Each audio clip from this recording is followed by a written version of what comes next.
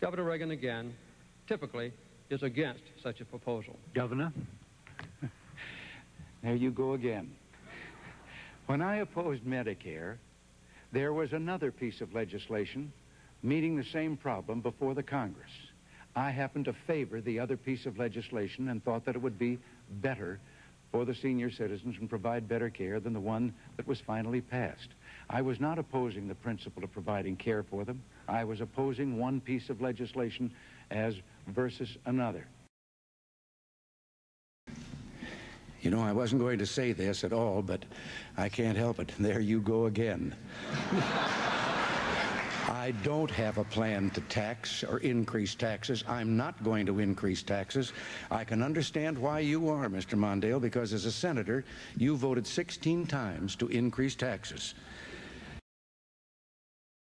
With regard to assailing Mr. Bush about his tax problems and the difference from the tax he once paid and then the later tax he paid, I think if you looked at the deductions, there were great legal expenses in there, had to do possibly with the sale of his home, and they had to do with his setting up of a blind trust.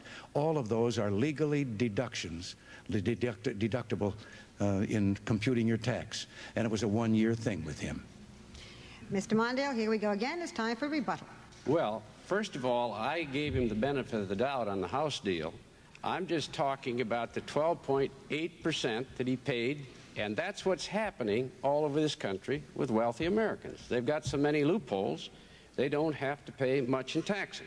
Now, Mr. President, you said, there you go again, right? You remember the last time you said that? Mm-hmm. You said it when President Carter said that you were going to cut Medicare. And you said, oh, no, there you go again, Mr. President. And what did you do right after the election? You went out and tried to cut $20 billion out of Medicare. And so when you say, there you go again, people remember this, you know. And people will remember that you signed the biggest tax increase in the history of California and the biggest tax increase in the history of the United States.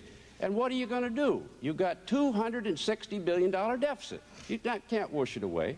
You won't slow defense spending. You refuse to do that. Mr. Mondale, I'm afraid your time is up. Sorry. Mr. President. Yes. With regard to Medicare, no. But it's time for us to say that Medicare is in pretty much the same condition that Social Security was, and something is going to have to be done in the next several years to make it fiscal. And no, I never proposed any $20 billion should come out of Medicare. I have proposed that the program we must treat with that particular problem. And maybe part of that problem is because during the 4 years of the Carter-Mondale administration, medical costs in this country went up 87%. All right, fine. I gave you back some of that time. We can't keep going back for other rebuttals.